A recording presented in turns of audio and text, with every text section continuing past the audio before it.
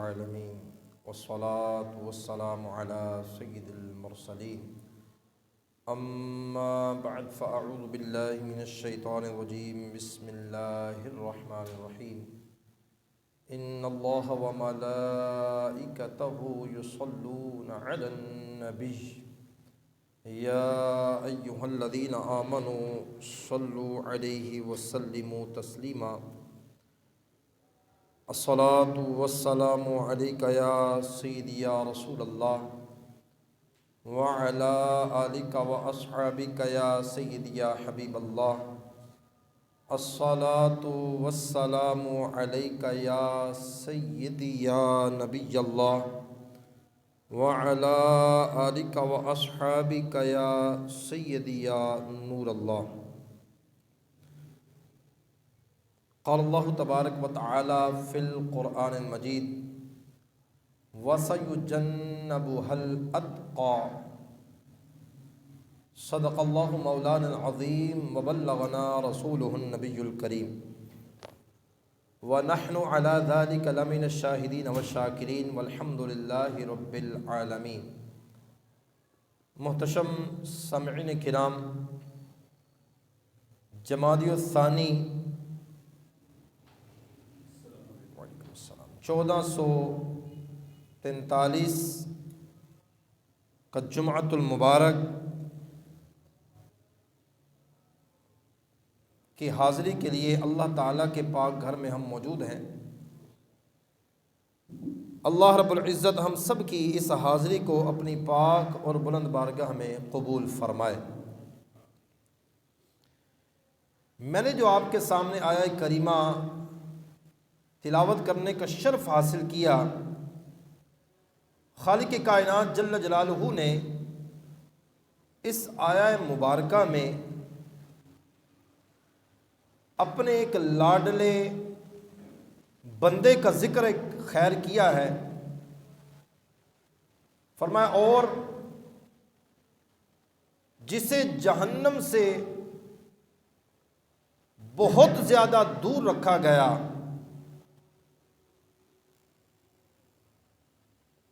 مفسرین کرام فرماتے ہیں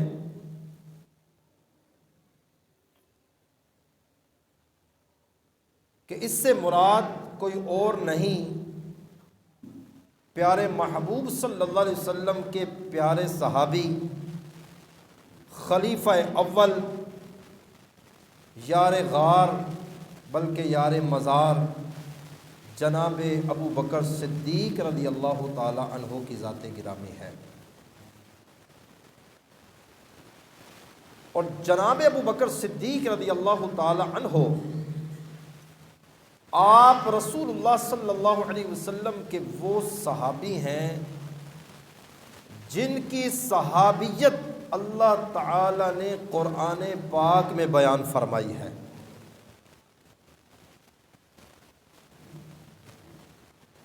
امام الانبیاء صلی اللہ تعالی علیہ وسلم کے اس صحابی کی شان، صحابی تو ہوتا ہی شان والا ہے، صحابی تو ہوتا ہی عظمت والا ہے، صحابی ہوتا ہی مقام والا ہے، کیونکہ اب کوئی صحابی نہیں ہو سکتا، صحابی عمل سے نہیں بنتا کہ انسان نمازیں پڑھتا رہے، قرآن کی تلاوت کرتا رہے، سرب سجود رہے، سبحان اللہ الحمدللہ اللہ اکبر کا ورد کرتا رہے، استغفار کثرت کے ساتھ پڑھتا رہے تو وہ صحابیت کے مرتبے پر پہنچ جائے، ایسا نہیں ہے۔ صحابی عمل سے نہیں بنتا، صحابی اس کو کہتے ہیں جس نے میرے مصطفیٰ کی صحبت اختیار کر لی ہو۔ امام الانبیاء صلی اللہ تعالی علیہ وسلم کی جس پر نظر پڑ گئی، ایمان کی دولت اسے نصیب ہو گئی، ایمان پر اس کا خاتمہ ہو گیا، اس ہستی کو صحابی کہا جاتا ہے۔ اب بڑے سے بڑا غوث ہو، بڑے سے بڑا قطب ہو، بڑے سے بڑا ابدال ہو، کسی ایک صحابی کے درجے کو بھی نہیں پہنچ سکتا، بلکہ خود امام الانبیاء صلی اللہ علیہ وسلم فرما گئے، فرمایا لوگوں تمہارا احد پہاڑ کے برابر سونا خیرات کرنا ایک طرف، اور میرے صحابی کا ایک مٹھ بھر جو خیرات کر دینا ایک طرف رکھا جائے، فرمایا تب بھی میرے صحابی کا عمل تمہارے عمل سے زیادہ ہو جائے گا۔ اب کہاں احد پہاڑ اور کہاں اس کے برابر سونا؟ احد پہاڑ کے برابر سونا، اور صحابی اگر ایک مٹھی کے اندر جو صدقہ کر دے، یعنی گندم جس طرح گندم ہوتا ہے اسی طرح جو کا آٹا ہوتا ہے، فرمایا اگر وہ جو صدقہ کر دے تو میرے صحابی کا عمل تمہارے عمل سے پھر بھی زیادہ ہو جائے گا۔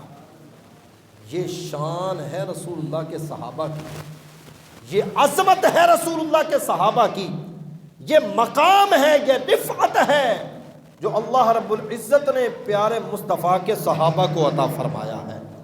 میرے محترم سامعین کرام، ہم بات کر رہے ہیں جناب ابو بکر صدیق رضی اللہ تعالی عنہ کی۔ آپ کی شان کے کیا کہنے کہ امام الانبیاء صلی اللہ تعالی علیہ وسلم کے یہ وہ پیارے صحابی ہیں جن کو سب سے پہلے امام الانبیاء کے ہاتھ پر کلمہ پڑھنے کا شرف حاصل ہوا ہے۔ حضور کے ہاتھ پر سب سے پہلے جناب ابو بکر صدیق رضی اللہ تعالی عنہ نے کلمہ پڑھا، سب سے پہلے کلمہ حضور کا پڑھا، سب سے پہلے اسلام کے مبلغ جناب ابو بکر صدیق رضی اللہ تعالی عنہ ہیں۔ اسلام کے سب سے پہلے مبلغ ہونے کا جن کو شرف حاصل ہوا وہ بھی کوئی اور نہیں، جناب ابو بکر کی ذات گرامی ہے۔ امام الانبیاء صلی اللہ تعالی علیہ وسلم سے والہانہ آپ کا عشق تھا، والہانہ آپ سے پیار تھا۔ امام الانبیاء صلی اللہ تعالی علیہ وسلم نے بھی جگہ بجگہ ان کی شان کا خطبہ پڑھا، خود حضور جان رحمت صلی اللہ تعالی علیہ وسلم نے ان کی شان کو بیان فرمایا۔ جناب حضرت صدیق اکبر رضی اللہ تعالی عنہ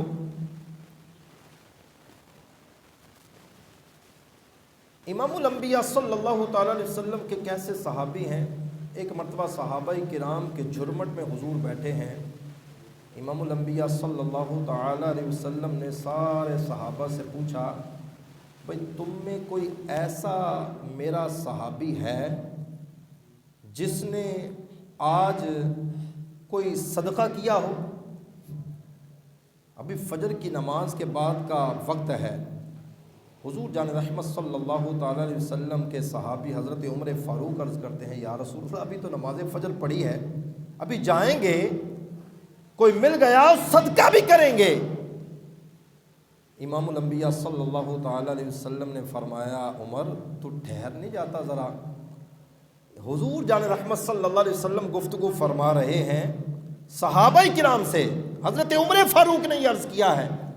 تھوڑی دیر جو گزری، جناب ابو بکر صدیق رضی اللہ تعالی عنہ نے ہاتھ بلند کر دیا، یا رسول اللہ صلی اللہ علیہ وسلم میں صبح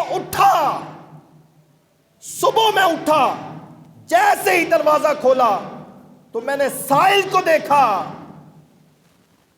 فرمایا میں نے جو روٹی گھر کے اندر پکوائی تھی، میں نے ایک روٹی خود کھائی اور ایک روٹی فقیر پر صدقہ کر دی ہے۔ امام الانبیاء صلی اللہ علیہ وسلم نے روزے کا پوچھا تو جناب ابو بکر صدیق رضی اللہ تعالی عنہ نے ہاتھ بلند کیا۔ امام الانبیاء صلی اللہ علیہ وسلم نے تیسرا سوال فرمایا، کسی آپ میں سے کوئی ایسا ہے جس نے مریض کی عیادت کی ہو؟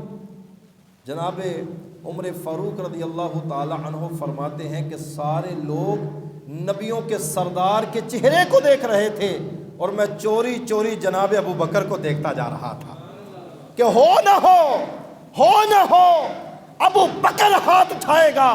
کہتے سب لوگ امام الانبیاء کے چہرے کو دیکھ رہے تھے اور میں جناب ابو بکر صدیق کے چہرے کو دیکھتا چلا جا رہا تھا، اور ہوا رسول اللہ نے جیسے سوال کیا، جناب ابو بکر صدیق نے ہاتھ اٹھایا، یا رسول اللہ صلی اللہ علیہ وسلم، عشاء کے وقت میں نے حضرت عبد الرحمن بن عوف کو نہ پایا، میں تہجد کے وقت اٹھا اور مجھے پتا ہے وہ تہجد کے وقت اٹھ جاتے ہیں، میں نے نماز تہجد ادا کی اور میں ان کی تیمارداری کے لیے ان کے گھر پر چلا گیا، تیمارداری کے لیے ان کے گھر پر چلا گیا۔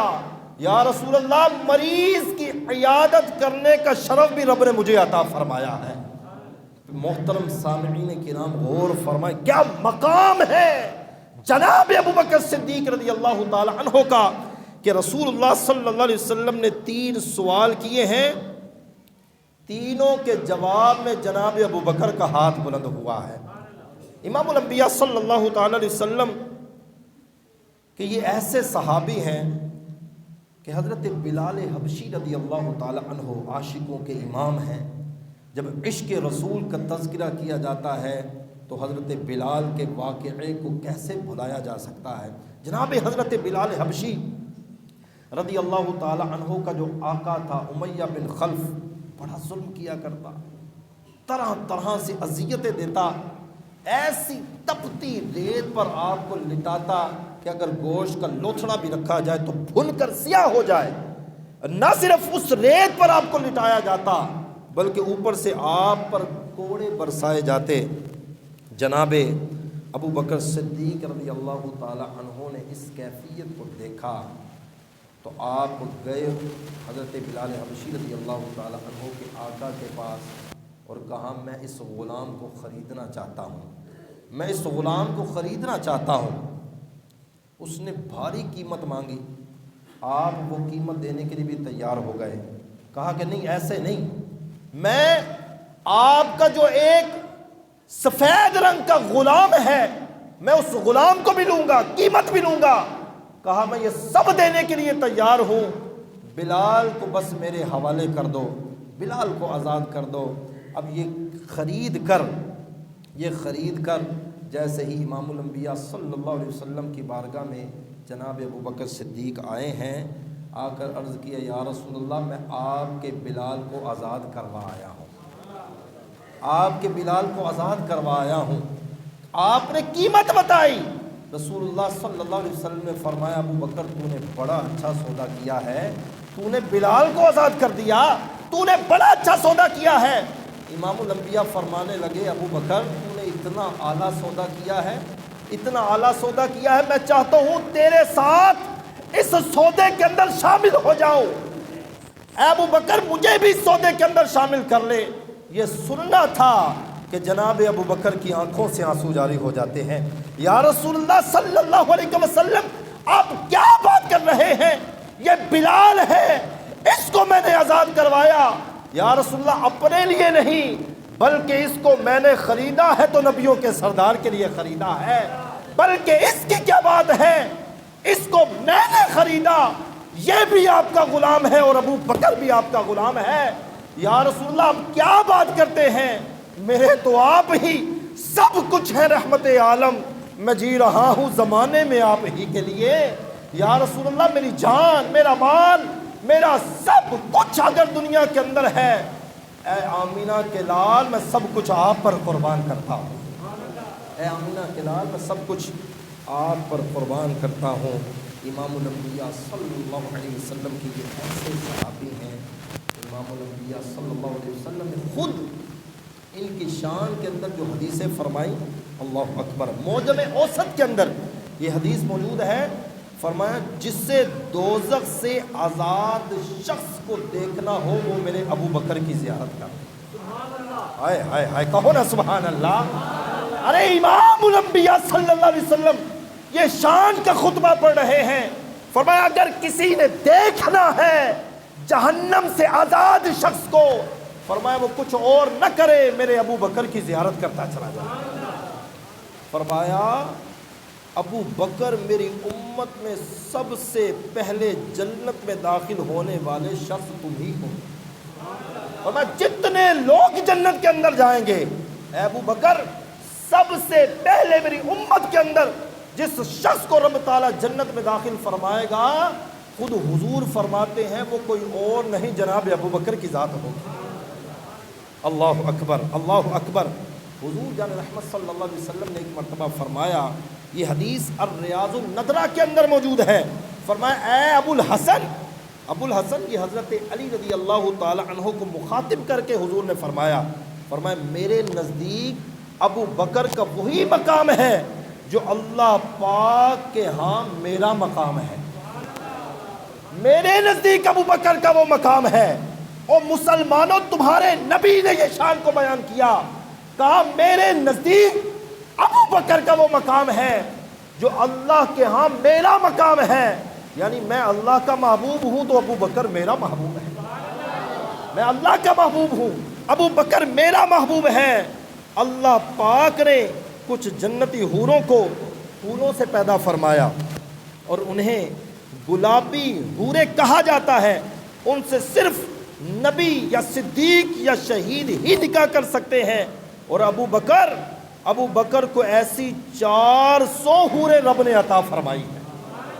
یہ خود حضور فرما رہے ہیں، خود حضور فرمایا مجھے آسمانوں کی سیر کرائی گئی، بس میرا جس آسمان سے گزر ہوا میں نے وہاں اپنا نام لکھا ہوا پایا اور اپنے بعد جناب ابو بکر کا نام لکھا ہوا پایا۔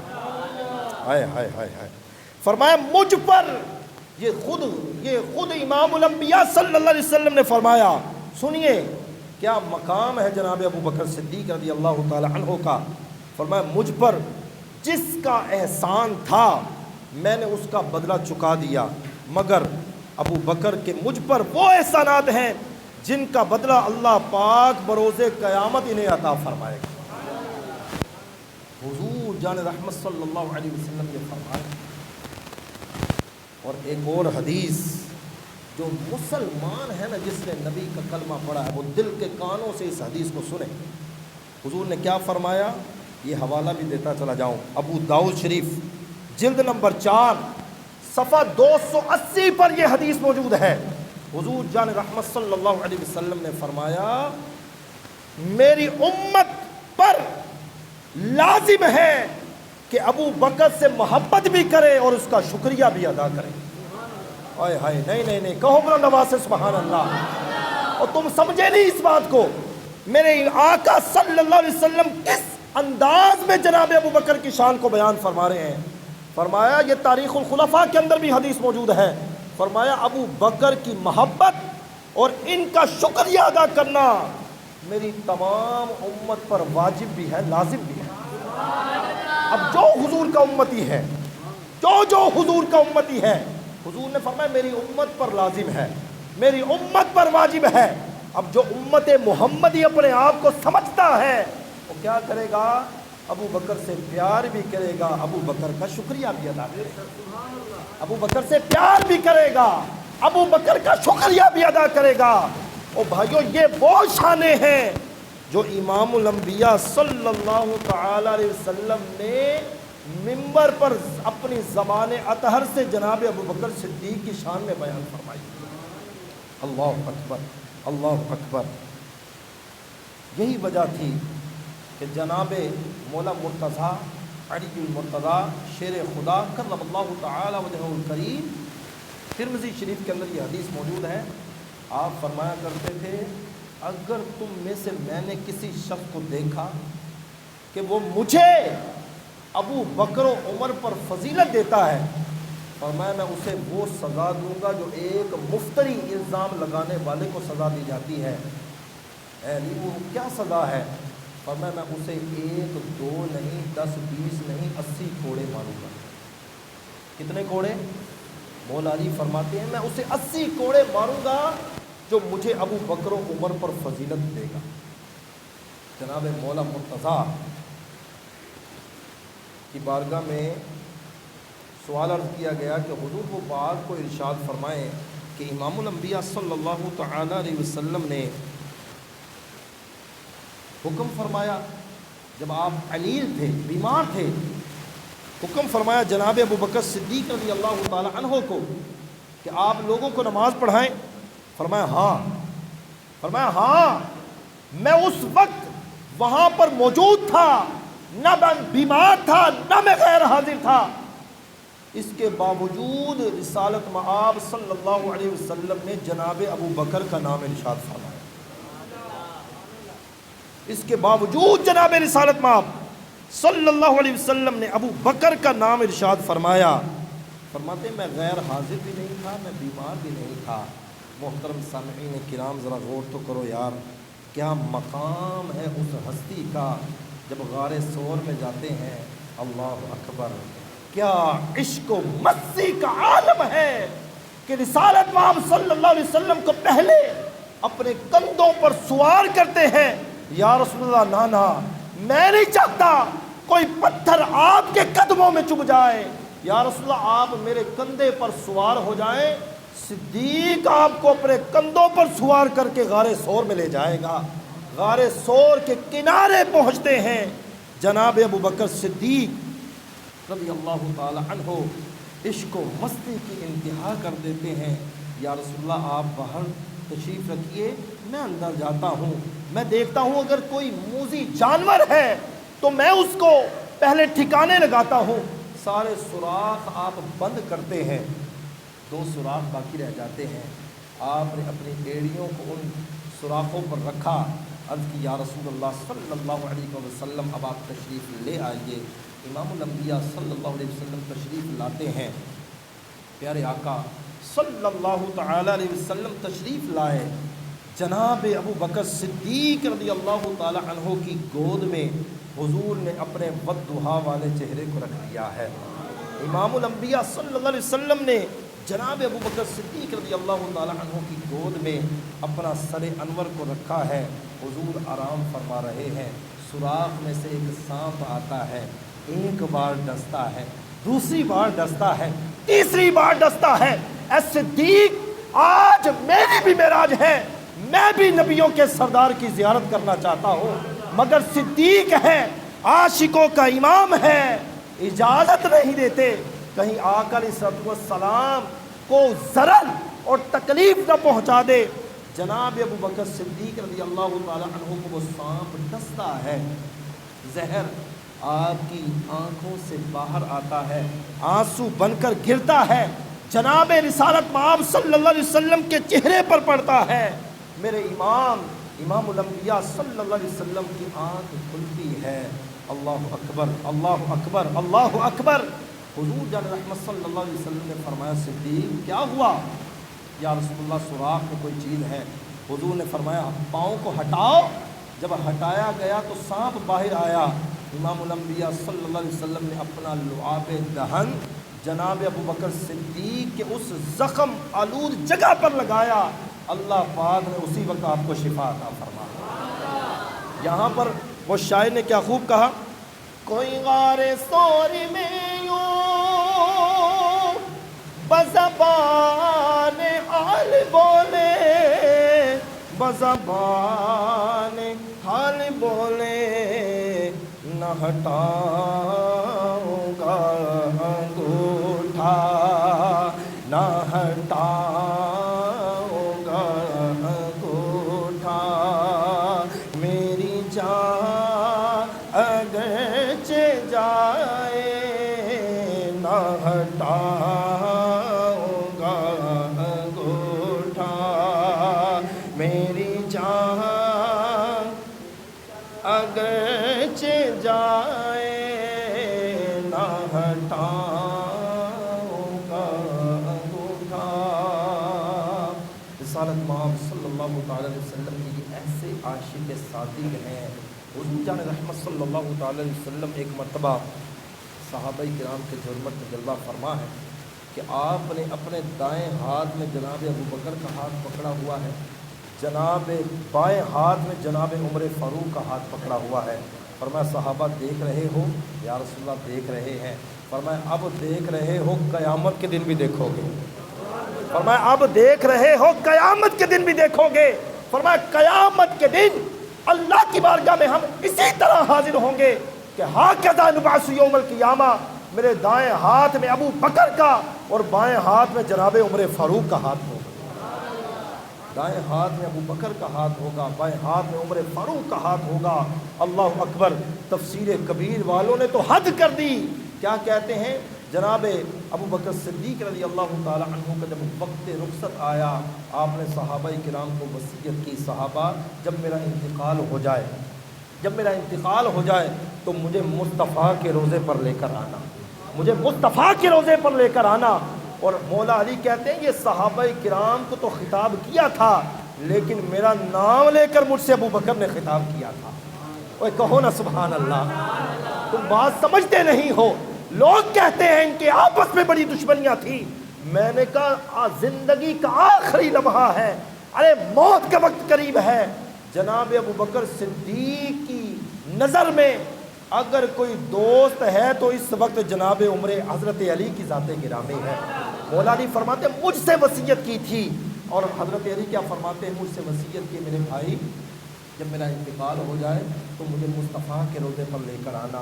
ابو بکر اور کیا چاہتے ہو؟ کہا وہاں جا کر سلام کہنا، اور سنیو تمہیں مبارک ہو، تم ولیوں کے درباروں پر بھی جاتے ہو، اللہ کے درباروں، اللہ کے ولیوں کے درباروں پر بھی جاتے ہو، اللہ کے پیاروں کے درباروں پر جاتے ہو، سلام عرض کرتے ہو۔ پتہ چلا یہ کوئی نیا طریقہ نہیں، رسول اللہ کے صحابہ کا طریقہ رہا ہے۔ کہا جانا، سلام عرض کرنا۔ صدیق اور کیا چاہتے ہو؟